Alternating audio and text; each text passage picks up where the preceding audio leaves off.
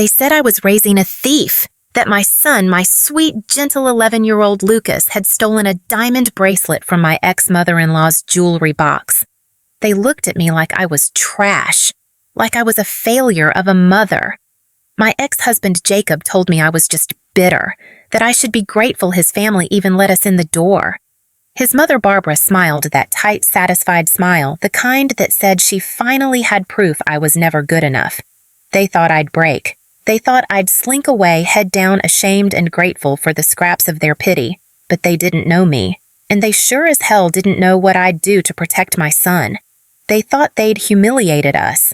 They didn't realize they'd just started a fire they couldn't control. My name is Emma Williams. I'm 36, a single mother to my incredible 11-year-old son, Lucas. After a divorce that left more scars than just legal papers, I've been raising Lucas on my own, working diligently as a department store clerk. My days are long, but my small apartment, though modest compared to the opulence I once knew in Jacob's family, is filled with warmth and Lucas's laughter. I've always been seen as the quiet, perhaps even meek daughter-in-law when I was married, a woman from a respectable middle-class background who never quite measured up to the Williams family's self-proclaimed superiority. They mistook my patience, my desire to shield Lucas from conflict, for weakness. They were about to learn how wrong they were. Lucas, my boy, is the center of my world. He's kind, does well in school, and loves me fiercely. But in the eyes of his paternal grandparents, especially Barbara, he's always been a reminder of me, the boy without a proper father figure in their gilded cage. Jacob, my ex-husband, now 40 and remarried to a woman whose wealth far outshines my own humble earnings, has become a colder, more distant version of the man I once loved. He defers to his mother Barbara in all things. And Barbara at 65 is the manipulative matriarch, a woman who thrives on belittling others to assert her own dominance. Her disdain for me, a constant simmering presence. They called me a failure. I remember that day so clearly it burns behind my eyelids every time I close my eyes. It was a Saturday afternoon, one of those rare, treacherous moments when I let myself believe that maybe, just maybe, things were starting to settle. The sun streamed through the expansive windows of Barbara's pristine dining room, catching on the Waterford crystal glasses, the gleaming crystal silverware, the hand-painted herond china we were never allowed to touch when Jacob and I were still under her roof. Jacob had extended a reluctant invitation for me and Lucas to join the family for his new wife Danielle's birthday dinner. Against my better judgment, I'd accepted mostly for Lucas, who still held a sliver of hope for connection with his father's side. I should have known better. Barbara sat at the head of the long, polished mahogany table, like a queen enthroned, her perfectly coiffed silver hair glinting under the elaborate chandelier. Her eyes, sharp cold, perpetually assessing, never really left me. She watched the way I poured juice for Lucas, the almost imperceptible way I straightened his collar, like a hawk waiting for a field mouse to make a fatal error. Jacob barely acknowledged my presence. He was far too engrossed with Danielle, a woman who radiated effortless wealth, her designer dress clinging to her slender figure, as if it had been spun from gold thread just for her. Lucas sat quietly beside me, a small, polite figure, his hands folded neatly in his lap. His wide, observant eyes darted around, trying to absorb the dynamics of a family that never truly made space for him, a family that saw him as an extension of my perceived inadequacies. Then it happened. The trap was sprung. Barbara's voice, like the sudden crack of a whip in the opulent silence, rang out. "Where's my bracelet?" Everyone at the table froze, conversations dying mid-sentence. It was a diamond tennis bracelet, her pride and joy, as she so often and loudly reminded anyone who would listen.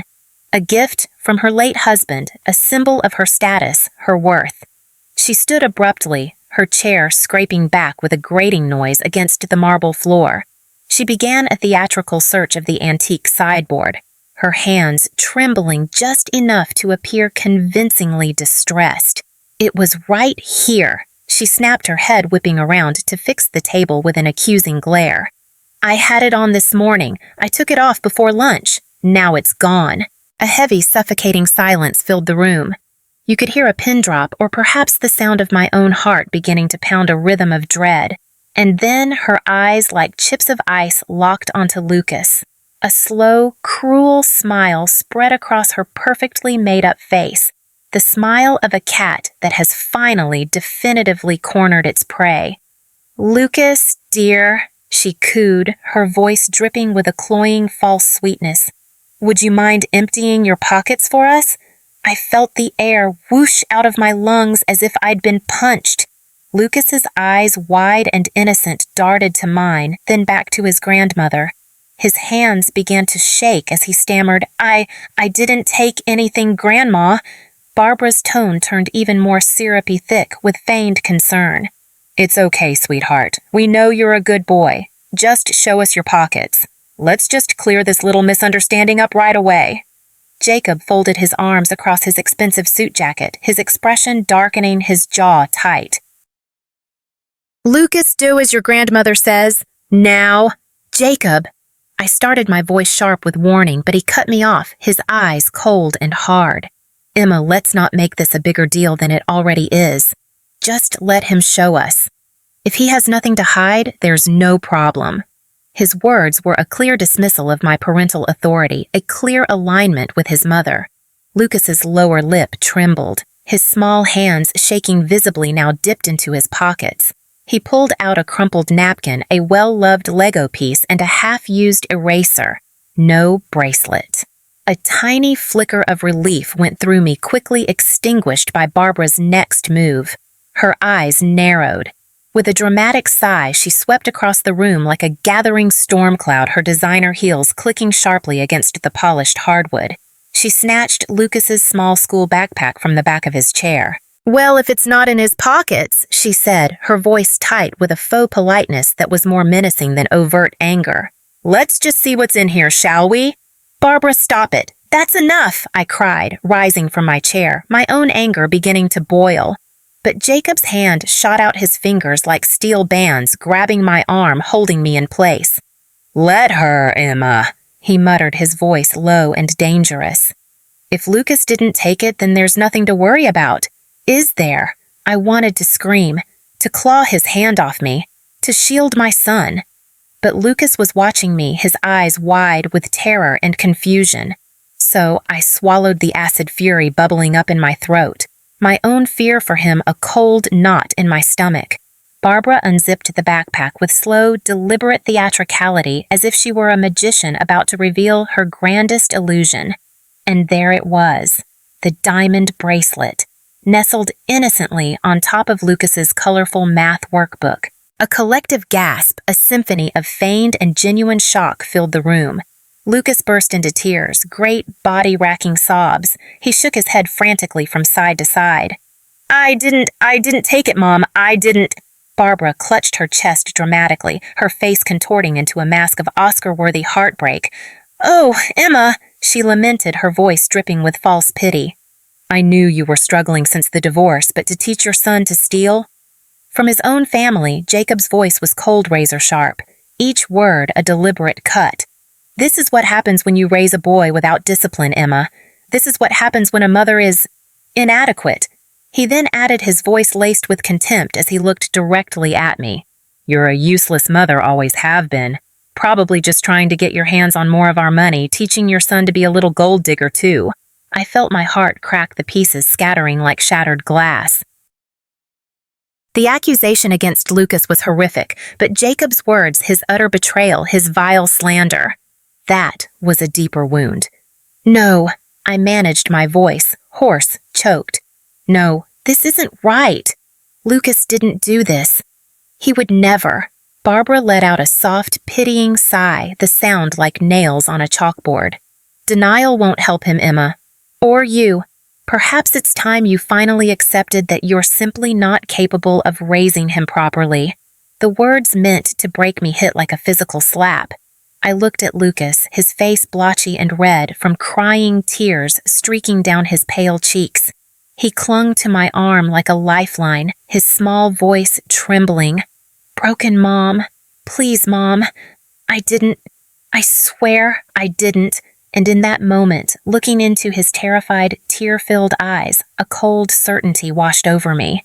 I knew with every fiber of my being exactly what had happened. Barbara had planted it.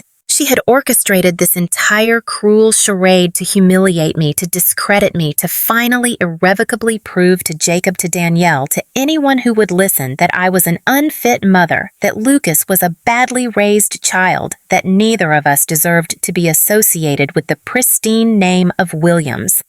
But I couldn't prove it. My word against hers, against the evidence in my son's backpack. Not yet. So I did the only thing I could in that moment. I gathered the shredded remnants of my dignity. I took Lucas's trembling hand, lifted my chin, and said, my voice quiet but unwavering, "We're leaving." Barbara's smug, triumphant smile was the last thing I saw as it followed me out the door. But she didn't know. None of them knew. She had just made the biggest mistake of her life. I wasn't going to take this lying down. I wasn't going to let them destroy my son's spirit. I was going to fight back. And I was going to win. The air in the car felt thick, suffocating as I gripped the steering wheel, my knuckles white. Lucas sat beside me in the passenger seat, sniffling quietly, the sound tearing at my already raw heart. The city lights blurred into streaks through my tear-filled vision, but all I could hear was the deafening echo of Barbara's voice dripping with that venomous fake concern. Maybe it's time you accepted that you're not capable of raising him properly. And Jacob's cruel words, useless mother, gold digger, those words played on a relentless loop in my head, each syllable a fresh stab cutting deeper than the last. Lucas's voice, small and shaky, finally broke the agonizing silence. "Mom, I promise, I really didn't do it." I pulled the car over to the curb under the dim glow of a streetlight and turned to face him. His face was pale, streaked with tears, his small hands twisting in his lap in a knot of distress. "I know, baby." I whispered, my throat tight with unshed tears of my own. "I know you didn't." He looked up at me then, a fragile hope flickering behind his swollen, red-rimmed eyes. You believe me?" I nodded, swallowing the painful lump in my throat. "Always, Lucas. Always, no matter what." That night, after Lucas had finally cried himself to a fitful, exhausted sleep, his small body curled up in a tight ball, clutching his worn-out stuffed dinosaur like it was the only thing keeping him anchored to safety, I sat alone at our small kitchen table, the weight of the day of their accusations threatening to crush me. I stared at the cold, untouched cup of tea in front of me, my hands shaking, and a chilling realization dawned. This wasn't just a spontaneous act of cruelty. This was calculated. This was a culmination. This wasn't the first time Barbara had tried to undermine me, to humiliate me, to paint me as incompetent. My mind reeled back through years of subtle digs, of condescending remarks, all delivered with that same saccharine smile. Comments at family dinners that were designed to sting Emma, dear. "Perhaps you should let someone else handle the dessert tonight. You know how you get flustered in the kitchen. It's no wonder Lucas is so shy, poor thing." With no strong male role model consistently around, what can one truly expect? Jacob's new wife, Danielle, really knows how to keep a home. Spotless, doesn't she? Such an eye for detail. Maybe she could give you a few pointers, Emma. I had smiled through it all. I had bitten my tongue until it bled. I had told myself I was being the bigger person, that I didn't want to cause a scene, that I was protecting Lucas from their toxicity by absorbing it myself. But this, framing my 11-year-old son as a common thief, accusing me of teaching him to steal, calling me useless and a gold digger in front of him. No. This was a declaration of war. The next morning, a cold resolve had settled in my heart.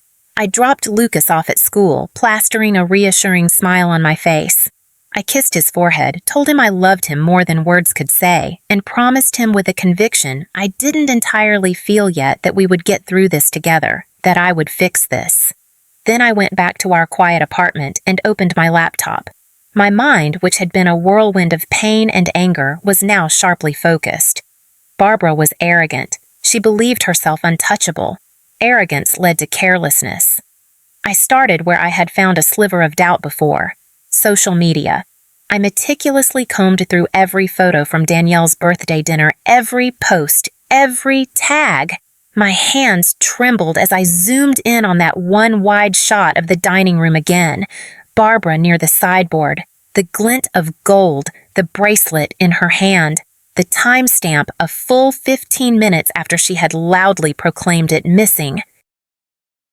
It proved she was lying about when it vanished. It was a start, but I needed more. I needed irrefutable proof of her planting it. That's when I remembered her bragging about the new state-of-the-art security system with cloud backups. I called Marcus Green, not just an old college friend, but now a sharp, compassionate lawyer who had guided me through the complexities of my divorce. He was the one person I knew I could trust implicitly. "Emma," he answered, his voice calm and steady, a balm to my frayed nerves. I poured out the whole sordid story, every demeaning word, every calculated insult, the humiliation, the photo, my suspicion about the cameras. When I finally finished breathless and raw, he was silent for a long moment. Then he said, his voice tinged with a familiar professional anger I'd heard when he dealt with Jacob's lawyers before Emma. "This is beyond despicable. Framing a child. It's classic Barbara, though. The narcissism, the manipulation. The photo is a good start. It establishes her timeline is a lie. But we need to prove she put it in his bag. Those security cameras are key. We need that footage. But Jacob will never give it to me, Marcus. He said I was just trying to make trouble, that I wanted to extort them. We might not need to go through Jacob directly, Emma. If it's a cloud-based system, the security company itself holds the data. With a formal legal request, perhaps even a subpoena if we file a preliminary complaint, we might be able to compel them to release it. It's a longer shot, more complex, but possible." His words gave me a sliver of hope. What do I need to do? First, find out the name of the security company. Any detail you can remember about the system. Then we strategize. I hung up, my mind racing. Barbara had boasted about the brand. Smart, secure, she'd said with a smug little smile. I spent hours online researching Smart Secure, their policies, how their cloud storage worked. And then I saw it a line in their FAQ about initial setup, often using default, easily guessable passwords if the user didn't change them immediately. A wild, desperate idea began to form. What if Barbara, in her arrogance, had used something simple? It was almost midnight when I finally sat at my laptop again, the login page for Smart Secure glowing in the dark. My fingers hovered over the keyboard, my heart pounding. This was a long shot, a crazy shot. I tried combinations. Barbara's birthday, Jacob's birthday, the year they got married. Nothing.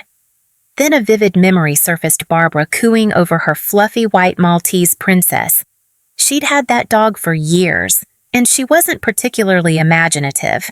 I typed username, Barbara Williams, password, Princess 1985. My hand trembled as I clicked enter. The screen flickered. For a heart-stopping second, I thought it would be another access denied. And then I was in. I stared, disbelieving, at the dashboard displaying live feeds from Barbara's house. The silent, shadowy hallway, the opulent dining room, the grand living room.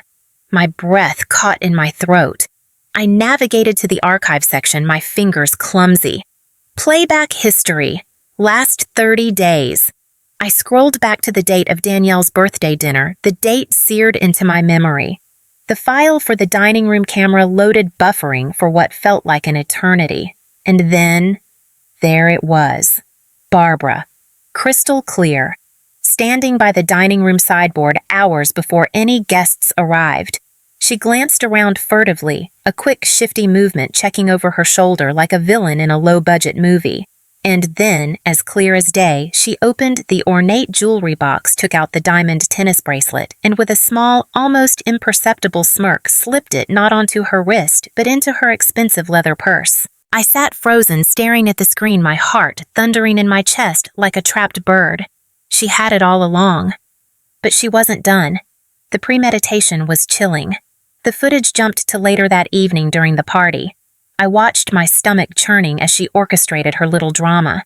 Then, amidst the feigned panic and accusations as Lucas, small and confused, bent down to pick up the napkin he had accidentally dropped, I saw Barbara. She moved behind his chair with a practiced, almost invisible grace. Her hand holding the glittering bracelet darted into Lucas's open backpack, which he'd trustingly left on the floor beside his chair.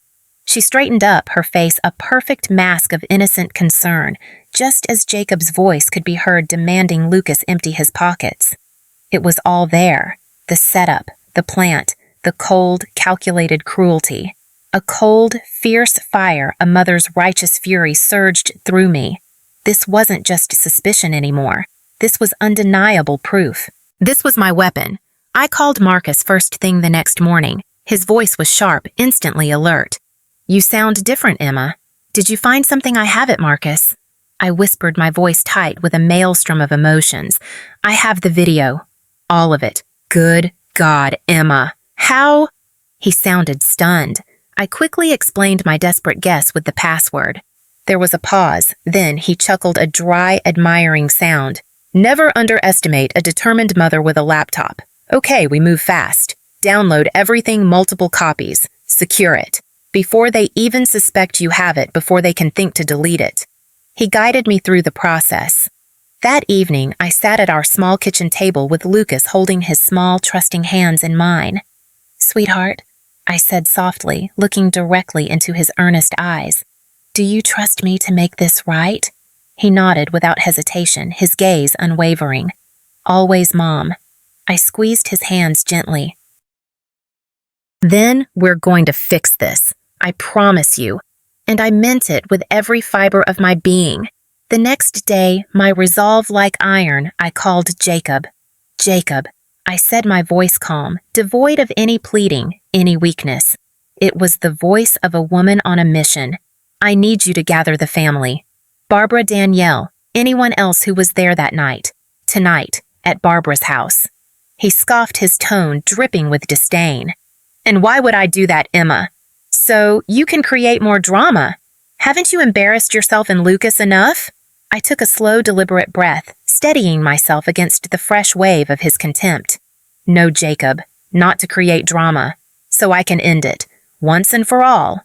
There was a long pause. I could almost hear the gears grinding in his head, a flicker of curiosity, perhaps even unease, warring with his ingrained arrogance. "Fine," he finally said, his voice curt. 7 o'clock. Don't be late. And this better be worth our time." I hung up my hands, trembling slightly, but not from fear. It was anticipation. The storm was about to break. And I, Emma Williams, the quiet, underestimated mother, was the storm. The room felt like a trap the moment I walked in the air, thick with unspoken accusations and smug superiority. Barbara's house was immaculate as always, the marble floors gleaming under the recessed lighting, the cloying scent of expensive lilies hanging heavy in the air, the muted hum of conversation from the assembled family members, Jacob's aunts, uncles, cousins, all loyal to Barbara, was like the low, simmering rumble of an approaching storm. Jacob stood by the grand fireplace, arms crossed, his face a mask of tight-lipped annoyance. Barbara sat regally at the head of the enormous dining table, her expression one of carefully cultivated sorrow, but her eyes, those sharp, assessing eyes, sparkled with a barely concealed predatory triumph. Danielle, Jacob's new wife, hovered near him, her lips pressed into a thin line, watching me and Lucas with an expression that was a mixture of pity and disdain. Lucas sat beside me, small and silent, his shoulders hunched in a way that made my heart ache with a fresh wave of protective fury. He clutched my hand, his small fingers cold. I felt the weight of every gaze in the room, judging, condemning. Barbara spoke first, her voice like poisoned honey, sugary sweet, but carrying a lethal undertone. "Emma, dear, thank you for insisting on this gathering. I do hope we can finally put this unfortunate incident with Lucas behind us. Settle it like adults, though of course I completely understand if you're still feeling overwhelmed by his serious lapse." I met her gaze head-on, my own voice surprisingly steady, amplified by the cold fire of righteous anger burning in my chest. "Oh, I'm not overwhelmed, Barbara. Not anymore. I'm just ready." Jacob's brows furrowed, his impatience evident. "Ready for what, Emma?" Are you finally going to apologize to admit what Lucas did, what you failed to teach him? I almost laughed at the sheer, unadulterated gall of it. Instead, I reached into my handbag, my movements calm and deliberate, and placed a small, innocuous black flash drive on the polished surface of the mahogany table. It landed with a soft, definitive click that seemed to echo in the sudden silence. "This," I said clearly. My voice resonating in the abruptly still room, "is what's going to end this. All of it." Barbara's eyes, for the first time, flickered with something other than triumph. A tiny, almost imperceptible crack appeared in her perfect mask of maternal concern. A muscle twitched near her left eye. Jacob scoffed a harsh, dismissive sound. "What the hell is that supposed to be? More of your pathetic, desperate theories." I ignored him, turning my attention to the large wall-mounted smart TV at the end of the room. "Danielle," I said, my tone polite but firm, "would you be so kind as to turn on the television and select the USB input, please?" Danielle, her eyes wide with a mixture of curiosity and unease, fumbled for the remote. She glanced nervously from me to Barbara, then with a shrug powered up the screen. Marcus had helped me prepare the video file. The crucial clips edited seamlessly, the images cleaned for maximum clarity, with large, undeniable timestamps prominently displayed. I walked to the TV, inserted the flash drive into the USB port, and using the remote. Danielle handed me, navigated to the file. I clicked play. The room fell utterly silent. The only sound was the soft, almost inaudible whir of the flash drive accessing the data. The footage began. The first clip, Barbara alone in the dining room hours before the party. She's at the sideboard. Her eyes dart around quickly, a furtive glance over her shoulder. Then her hand reaches into the ornate jewelry box. She withdraws the diamond tennis bracelet. She holds it for a moment, a small, almost cruel smile playing on her lips. Then instead of putting it on, she decisively slips the bracelet into her expensive leather handbag, which sits on a nearby chair. A collective sharp intake of breath rippled through the room. I saw Jacob's aunt gasp. Danielle's eyes widened in disbelief. Barbara's face, so meticulously made up, began to pale beneath her foundation. Her perfectly painted mouth opened slightly as if to protest, but no words came out. Her composure was visibly rapidly crumbling. I kept my eyes fixed on her, my voice low but firm, each word dropping like a stone into the suffocating silence. "Wait for it, Barbara. The performance is just beginning."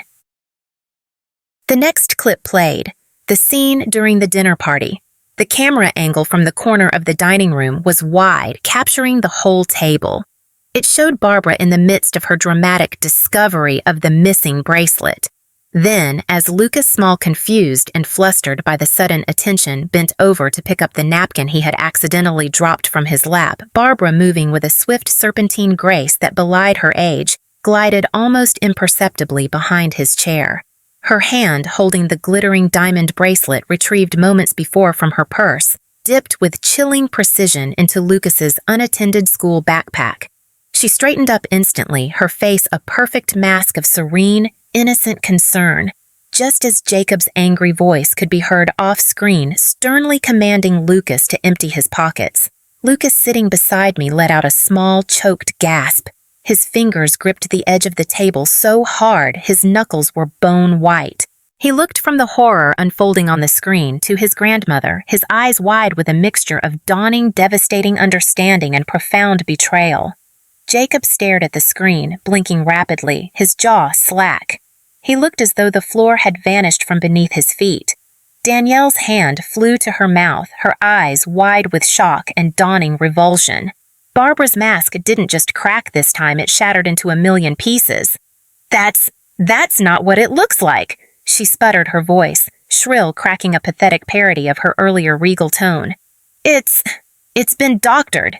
You faked that footage, Emma. You're trying to frame me." I didn't even flinch. I let a small, cold, humorless smile touch my lips. "Oh, I think it's exactly what it looks like, Barbara. Unedited, time-stamped footage from your very own state-of-the-art, smart, secure security system.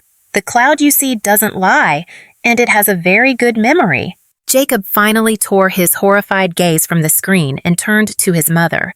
His face was a grotesque mask of disbelief, dawning comprehension, and something darker. Something I'd never seen him direct at her before. Utter, undiluted disgust. "Mom!" His voice was a hoarse, strangled whisper. "Mom! What in God's name did you do?" Barbara's eyes darted around the room, desperately searching for an ally, for a lifeline, for someone. Anyone to believe her denials, but every gaze she met was filled with shock, condemnation, or cold pity.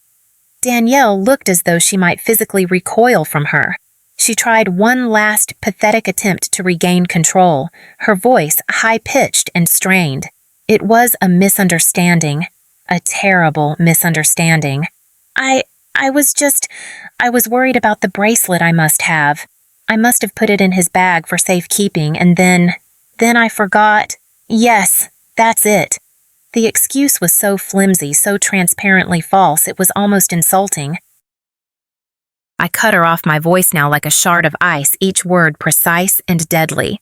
"No, Barbara. You didn't forget. You meticulously planned this. You framed my 11-year-old son. You called him a thief. You allowed your son to call me a useless gold-digging mother. You humiliated him and me in front of our entire family, and you tried to destroy what little peace we had again. All because you could never accept me, could never stand the thought of Lucas, my son, your grandson, being a part of this family on his own terms, on our terms." Barbara shrank back in her opulent chair, her face a mottled collection of fury and fear. The fight had visibly drained out of her. She was exposed, cornered, defeated by her own treachery. Jacob turned to me, then, his voice low, laced with a desperate pleading note I hadn't heard from him in years. "Emma, I didn't know. I swear to God I didn't know she would do this. I never thought. I am so sorry." I looked at him, truly looked at him, without the rose-tinted glasses of past affection or the bitter lens of recent betrayal. And for the first time I saw him not as the man I once loved, not even as the disappointing father of my child, but simply as a weak, spineless coward. A man who had always chosen the path of least resistance, a man who had sacrificed his own son's well-being on the altar of his mother's approval. "You didn't want to know Jacob," I said coldly, my voice devoid of any emotion save a profound, weary finality. "You never once questioned her. You never once stood up for your own son. You just let it happen, because it was easier for you." The unvarnished truth of my words hung heavy and damning in the air. Then Lucas's small voice, surprisingly clear and steady, broke the suffocating tension. He had straightened up, his chin lifted, and he looked directly at his grandmother, the woman who had tried to steal his innocence. "Grandma," he said, his young voice ringing with an adult's conviction, "I didn't steal.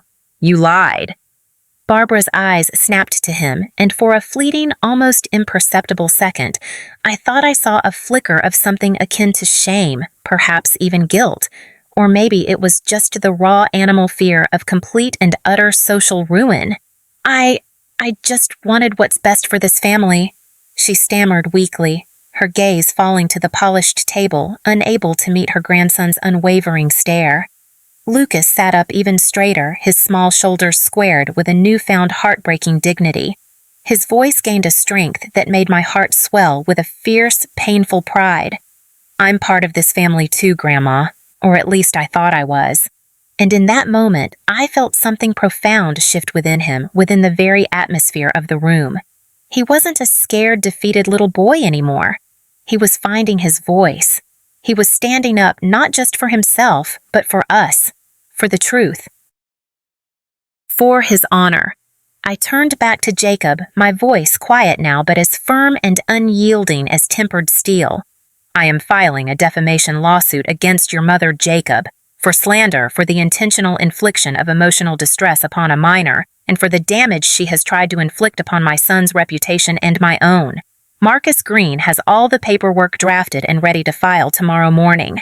And if either of you I let my gaze sweep to include Danielle, who looked pale and horrified, try to fight this, try to silence us, or try in any way to sweep this under your expensive rug, I will take this video, This entire sordid, shameful story to every news outlet, every social media platform, every local gossip columnist I can find.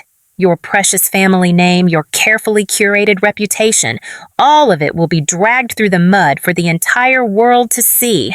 Consider that very carefully before you decide your next move. Jacob's face, already pale, went ashen. His mouth opened and closed like a fish gasping for air, but no sound emerged. Danielle looked as though she might faint. Barbara said nothing. She just sat there, a shrunken, defeated figure, her meticulously constructed empire of lies crumbling around her in a pile of digital dust and public shame. I gathered my handbag, stood up with a grace I didn't know I possessed, and reached for Lucas's hand. He gripped it tightly, his small fingers warm and reassuring in mine. As we walked toward the grand front door, leaving them to stew in the wreckage of their own making, I paused at the threshold. I turned back one last time, my gaze sweeping over their stunned, shattered faces, and I said, my voice clear and calm, echoing in the opulent, silent room, a final pronouncement. I have been silent for too long. From today onwards, I will not let anyone insult me or my son again. You thought you could break us. You thought you could get away with your vile games. But you didn't know who you were dealing with. You messed with the wrong mother. And you profoundly underestimated my son. Then we left. And for the first time in a very, very long time, I didn't look back. The days that followed the showdown felt like emerging into bright sunlight after an eternity spent in a dark, suffocating cave. The oppressive weight that had settled on our small family, the unspoken shame and fear, finally began to lift. The story, as such stories inevitably do, spread through the extended Williams family and their interconnected social circles like wildfire. Barbara's calculated, cruel betrayal, the irrefutable video evidence, Lucas's quiet, unexpected courage. Whispers turned into outright conversations, which soon morphed into open condemnation. Barbara, once the revered and feared matriarch, found herself increasingly isolated, her pronouncements met with averted eyes and strained smiles. True to my word, I filed the lawsuit the very next day. Marcus Green, efficient, brilliant, and fiercely protective, handled every legal detail with precision. The complaint was damning. Defamation of character, slander, intentional infliction of emotional distress upon a minor, and even account for the conspiracy between Barbara and, by his willful blindness and active denigration, Jacob. Barbara, through her team of high-priced aggressive lawyers, tried to make it all go away quietly, of course. Their first move was an attempt to intimidate, then an offer to settle for a pitifully small sum of money, all tied to an ironclad non-disclosure agreement. The unspoken message was clear: take the money, Emma, and shut up. Disappear, for everyone's sake. I instructed Marcus to refuse it outright without a moment's hesitation. This was never just about money. This was about justice for Lucas. This was about accountability for their cruelty. This was about the nights my son had cried himself to sleep, his small voice choked with tears, asking me if he was a bad kid, if he had done something wrong to make his grandma hate him so much. It was about the way he had started to flinch, to shrink into himself every time someone in a position of authority spoke to him. It was about the insidious way they had tried to gaslight him, to make him doubt his own reality, branding him a thief in front of the very people who should have loved and protected him. No, I wasn't going to let them buy our silence. The truth, ugly as it was, deserved to be heard. His name deserved to be cleared, not just legally, but in the hearts and minds of everyone who had witnessed his humiliation. The case moved inexorably towards a court date. Marcus was relentless, presenting the irrefutable video deposing family members who under oath reluctantly attested to Barbara's long-standing pattern of manipulative and demeaning behavior towards me and Lucas. The photograph I'd found of Barbara holding the bracelet after she claimed it was stolen became a key piece of corroborating evidence showcasing her deceitful nature even before the damning video was revealed. Jacob, caught between the proverbial rock and a very hard place, made a few pathetic attempts to play the reluctant peacemaker. He'd call his voice strained and hollow, suggesting we could work this out as a family, conveniently forgetting he'd actively participated in shattering our small family unit long ago. He showed up to preliminary hearings looking harried and uncomfortable, his expensive suits seeming ill-fitting, his expression a permanent mask of tight-lipped discomfort and profound shame. He consistently avoided my gaze, and more painfully for me to witness, he avoided Lucas's too. Barbara, when she was compelled to appear, no longer even attempted her facade of false smiles and feigned concern. The mask was gone, shattered beyond repair. She sat stiffly in the courtroom, or in mediation meetings, her lips pressed into a thin, bitter line, her eyes darting around like a cornered, aging predator whose teeth had finally been pulled. The pressure mounted. The prospect of a very public, very messy trial loomed. Finally, just weeks before a public court date was scheduled, their resolve, or rather their lawyer's advice to cut their losses broke. A new settlement offer arrived. This time, it was substantial, enough to cover comprehensive therapy for Lucas for as long as he needed it, enough to establish a secure college fund for his future, enough to allow us to move to a new, brighter home in a different part of town, a genuine fresh start, a clean break from the toxic shadows of the Williams family. But I had one more non-negotiable condition. It wasn't about more money. It was about something far more important. More than any financial compensation, I needed them to publicly, unequivocally acknowledge what they had done. So a crucial part of the settlement was a formal written apology to be read aloud by Barbara in a final mediated session with Jacob present as a witness to her contrition. A copy of this apology signed by her would be provided to us, and I reserved the right to share it with family members who had been present at that horrific birthday dinner. In a sterile, impersonal lawyer's office, the final act of this painful drama played out. Barbara, her voice trembling, not with feigned emotion this time, but with what appeared to be genuine, bitter humiliation, read the carefully worded statement her lawyer had undoubtedly crafted. She acknowledged her actions. She admitted to deliberately planting the bracelet in Lucas's backpack. She apologized, however grudgingly, for the profound harm, distress, and reputational damage she had caused Lucas, and by extension, me. Jacob sat beside her, pale and silent, a portrait of defeated complicity, his own reputation in tatters. It wasn't a Hollywood ending. Her apology was likely not entirely heartfelt. It was coerced by the threat of further public disgrace and financial ruin. But it was an admission. It was on record, and that mattered. It validated Lucas's truth. It cleared his name unequivocally and publicly. After the papers were signed, Lucas and I walked out of that oppressive lawyer's building into the crisp, clear afternoon air. The city seemed brighter, the sounds of traffic less jarring, the sky a more vibrant blue. He looked up at me, his eyes, which had been shadowed with anxiety and self-doubt for so long, were clearer, brighter than they'd been in months. A small, tentative smile, a genuine smile, played on his lips. "Mom," he said, his voice soft but filled with a newfound lightness. "We did it, didn't we?" I knelt down in front of him, right there on the busy sidewalk, oblivious to the passers-by, and cupped his brave, precious face in my hands. "No, baby," I said, my voice thick with emotion, tears finally welling in my own eyes. "You did it. You were so incredibly brave. You told the truth even when it was terrifying. You stood up for yourself, and you never ever stopped believing in your own goodness, even when they tried so hard to make you doubt it. I am so incredibly, overwhelmingly proud of you." He threw his arms around my neck, hugging me so tight I could barely breathe.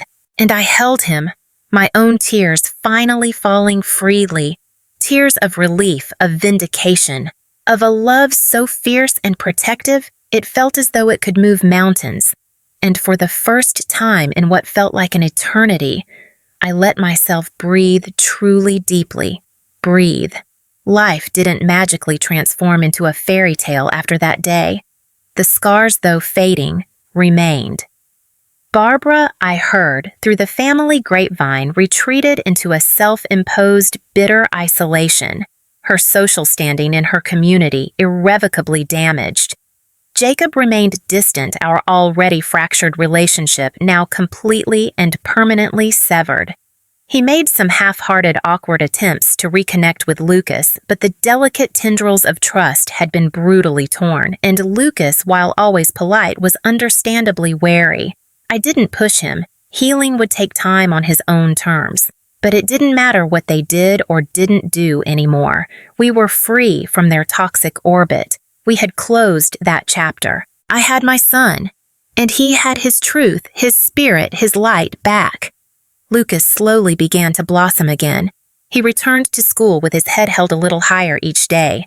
He rediscovered his joy in drawing his sketchbooks once again, filling with vibrant superheroes, vanquishing shadowy villains with brave fire-breathing dragons, and fantastical multi-hued spaceships soaring to new unexplored worlds. His laughter, once a rare and precious sound, became more frequent, more joyous, more carefree. His smile, that beautiful, heart-melting smile, came back slow but sure, like the sun finally breaking through after a long, dark, and violent storm. I found a new strength, a new purpose within myself, too. I excelled at my job, earning a promotion at the department store. With the settlement, we moved to a lovely new apartment in a neighborhood with better schools and a vibrant community park where Lucas quickly made new friends. I even started volunteering my spare time with a local support group for single mothers who had faced injustice and adversity. We jokingly, but with an undercurrent of shared resilience, called ourselves the Mothers Who Roar Back.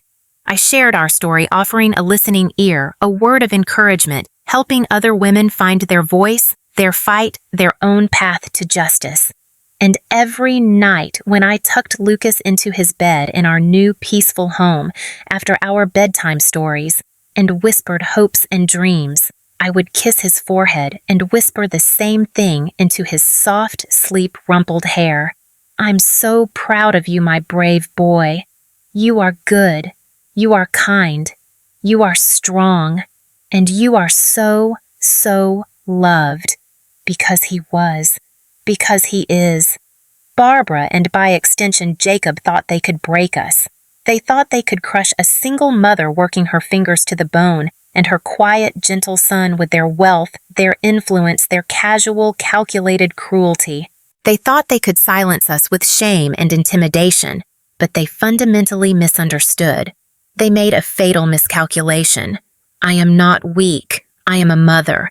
And when you come for my child, when you try to steal his light, his innocence, his very sense of self, you're not just picking a fight.